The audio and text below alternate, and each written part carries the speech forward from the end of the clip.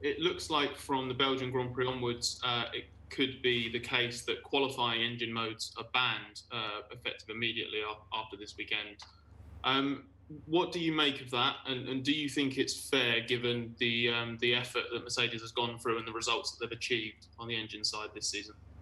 I mean, it's not a surprise to us. They're always trying to slow us down. So, but it doesn't really change a huge amount for us, so it's not a problem. Valtteri?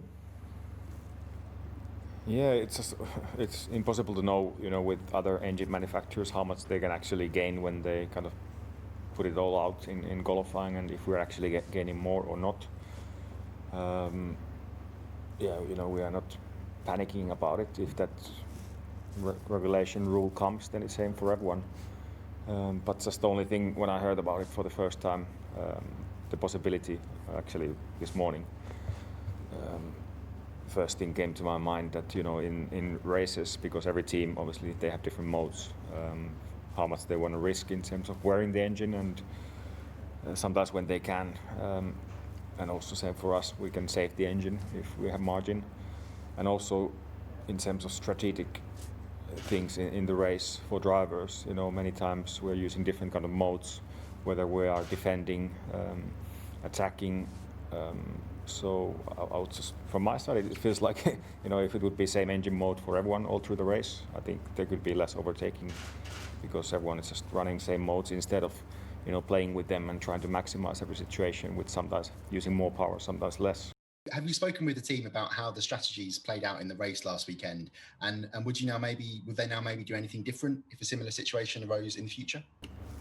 Yes, we've had all the reviews and of course the strategy also in detail, because it was actually, when you look at the strategy from different teams, drivers, it was quite an interesting race from that side. And I believe there were things we could have done better. We know that at some points of the race we can do some things better, like with the communication and just double checking things and my feeling in the car, and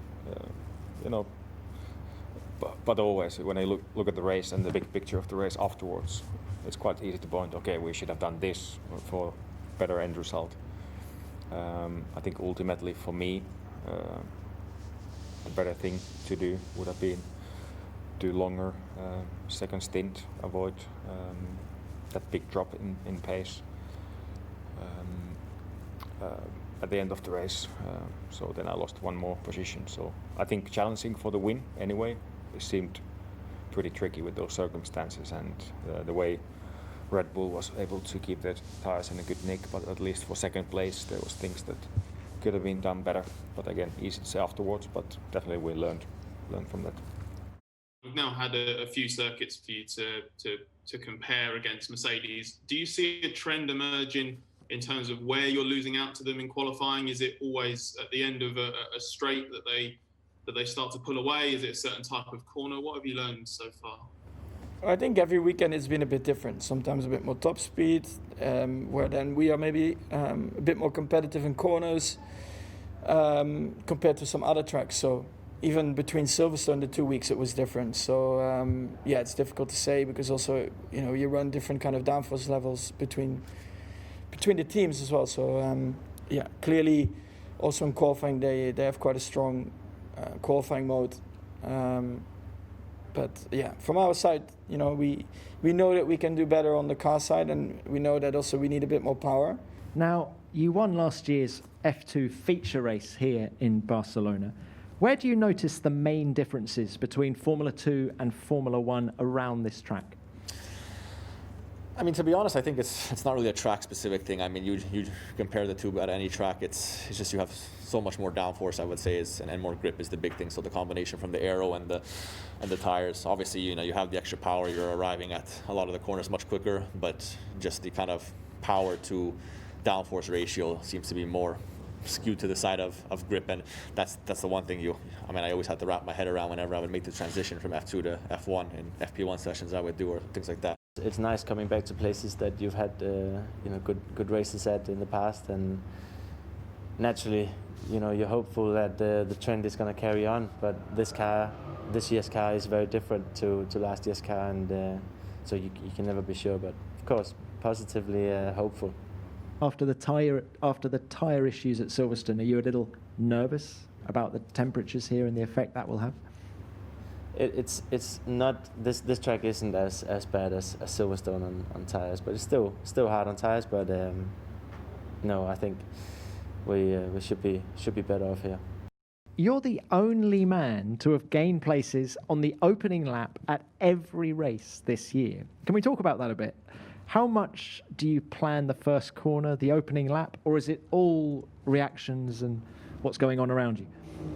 No, yeah, of course, on Saturday night I try to see every lap one from the past, from especially from last year, and I try to see where is the best way to go on turn 1, turn 2, but of course also, the reaction is, so far we had always a good start also, going from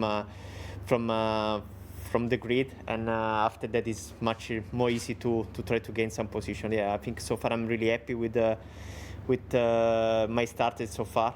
We need to keep pushing on this because I think it's a good key, especially when you start on the back. If you try to gain on the first lap and you are a little bit more in front, then the race is a little bit more easy. So it's good points, and we need to still work on that way. Checo, can you just tell us a little bit about the symptoms you had, how poorly you felt? Yeah, to be honest, in that regard, I was extremely lucky not to have any big symptoms other than a little bit of headache. And 1 or 2 days I felt very tiring, but at the same time you feel like that while you spend so much of your time on your own, and I couldn't leave the room, so I was basically on lockdown for 10 days, and that was the only feelings. I was actually training in the apartment that I was, and I was trying to keep fit. There was a chance that I could have raced in the second Silverstone race if I tested negative. Unfortunately, that didn't happen, and yeah, but now finally I'm free to race again. We agree that the early stop in Silverstone ruined your race, and now later on everyone is more clever than before, but I still don't understand what was the reasoning behind calling you in early. Yeah, I think as you said, we're always more clever on Monday morning compared to Sunday, but obviously with more information, I think after the race we would have done things differently. At the time wasn't really the plan to pit that early, but we decided to cover Albon at the time, which was probably not our race. To be fair, we had I think we were behind Daniel and right in front of Lando, with in front of Charles as well. So there was something possible to do. Unfortunately, I think we agreed we did a mistake. The Russian Grand Prix will take place in front of 30,000 fans. How important is it for F1 in Russia to have fans at the race, and how much are you looking forward to performing in front of fans again? Yeah, of course it's great to have some people around. For sure, I guess all the considerations and organization have been made to make it safe for everyone.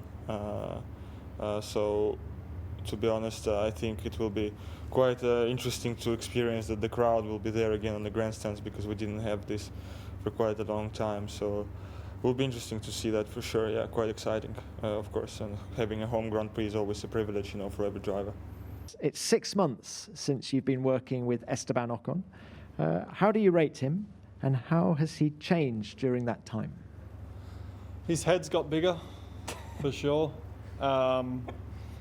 He's prancing around on his tippy toes, not really saying hi anymore. Calls me David instead of Daniel, so I think he forgot my name as well. I don't know.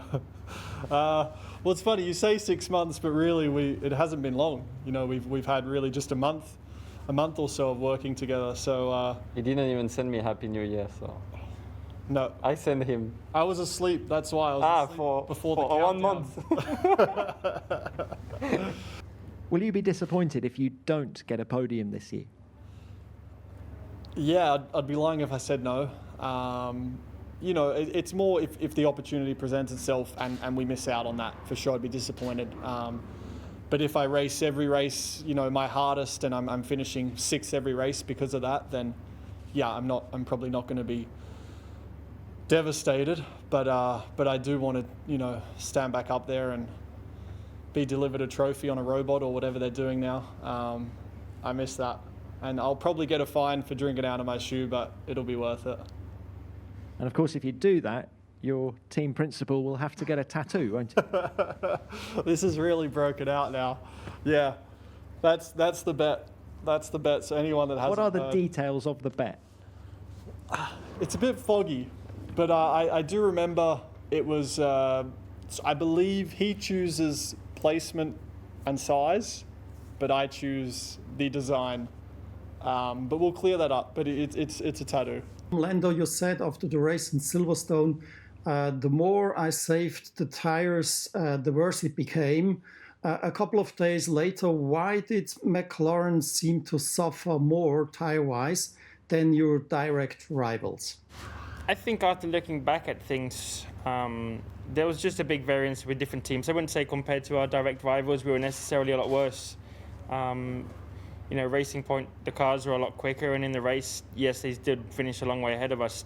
But at the same time, the race pace throughout, when we were kind of both in clean air and so on, wasn't a huge chunk better than us. So I think we saw similar problems with other cars with Hulkenberg boxing because of the vibrations and his blisters too, exactly the same as my stint too.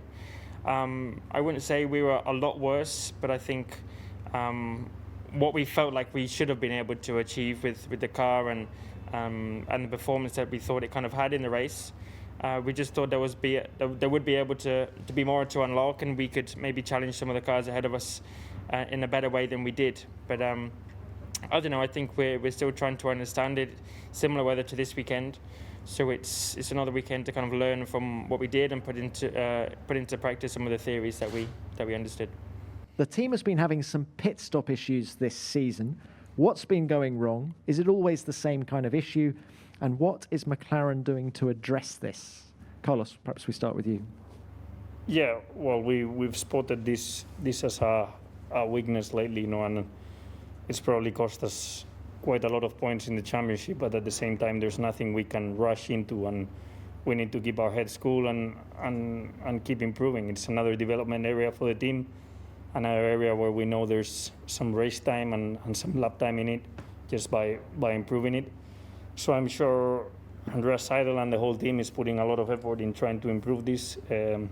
We've had technical failures, we've had a human error, we've had a bad luck like in Hungary with the traffic, a technical error like we had it last week with a sensor breaking down. So we've had all kinds of issues, and now it's time to solve them and get ourselves in the right path back in the pit stops.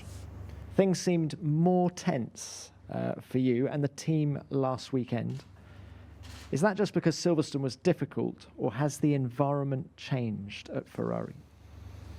No, I don't agree with the statement. I think we're trying to do everything we can. Obviously, it's never relaxed if things don't go your way or they go wrong. So naturally, I think if you judge just the emotions right after the race or during the race, then I don't think that's a fair reflection of what actually is going on. So hence why I would tend to disagree. I think we didn't have a great race. We tried to come back up, and we could have opted for maybe a different strategy, but we didn't. So I think we've talked about it, sorted out, and move on. So there's not much